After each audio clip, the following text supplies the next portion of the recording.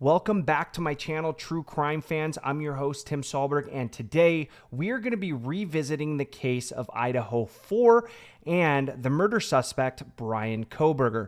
There's been a lot of new information that pertains to the case, and I think that this is a great time to cover some of that stuff. So, what do we know that's happened since the last video that came out? Well, there's been a lot of information. Now, most of it is going to be opinion-based, and a lot of it's going to be hearsay, as I've stated before. Until we see it in the actual trial and it is presented as evidence, then it just becomes as hearsay. But there are some things that we know that are factual that don't pertain to the case. So first and foremost, we do know that the house that the four victims, Xana, Ethan, Maddie, and Kaylee lived in will be demolished, and that property has been donated to the university, which is going to be great. I think that the dean said it very well. This is going to help with the process of healing, and we do know that the murder was very gruesome. Even though it happened very fast, it is stated that there was a lot of blood, and there's a lot of stuff that went down in there in a very short period of time, and I think that this is going to be the best thing for all parties involved. So that is factual.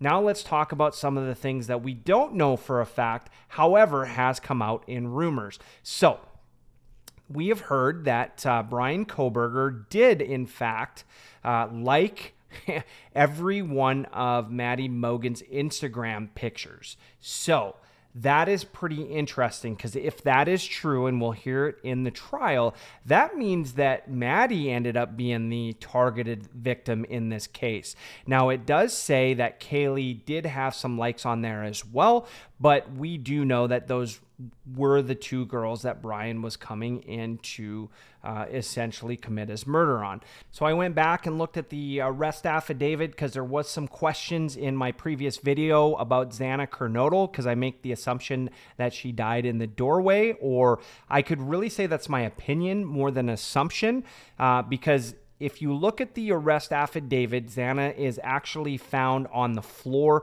and it's not as specific as to where Ethan is found, which would essentially lead me to believe if she was on TikTok at 4:12 and the murder happened shortly after that, then I would have believed that she was either getting up to hear what was going on and or just laying back down after receiving her food. So I do encourage you to go read the arrest affidavit on that, because I think that'll clear up some of the things that I was saying. And if I didn't say it right, my apologies from the first video. Hopefully I'm getting it right this time based off of the arrest affidavits.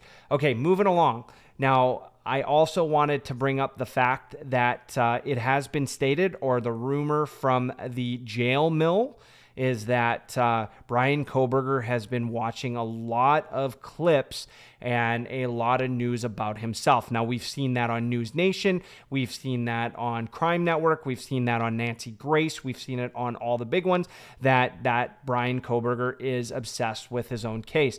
Now, I want to ask you before I move on, if you were convicted of this, whether you were innocent or guilty, would you be interested in your own case?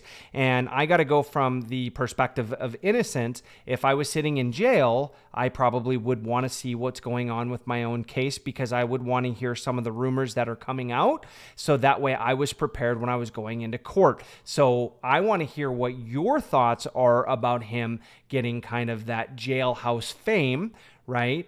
And what does that lead you to believe? Most of the stations are basically making him sound like he's crazy because he's watching his own footage. I just think that would be pretty normal if I was going through that, whether I was innocent or guilty. I think my behavior would be the same. But I want to hear from you folks, because you're much smarter than I am, and you'll leave some great comments down below, right? Now, another thing is the latex gloves that he was using while he was taking out the trash. A lot of people think that that is DNA related. My only question would be, when he was apprehended, I am sure that they were looking for a DNA sample. And originally, we heard in the police affidavit, if you go back in, that they did have a sample from his father, and it did say that it was a 99.6% chance that it would have been offspring of his father, but that did not point to Bryan Kohberger. So my question would be at this point is that they would have his DNA. They're not going to release that information until trial, but I am sure that the lawyers for Bryan Kohberger would know this, right? So I think that's going to be pretty important. Now, here's my ultimate question, and if you've stayed with me this long, you're probably thinking, where am I going with this?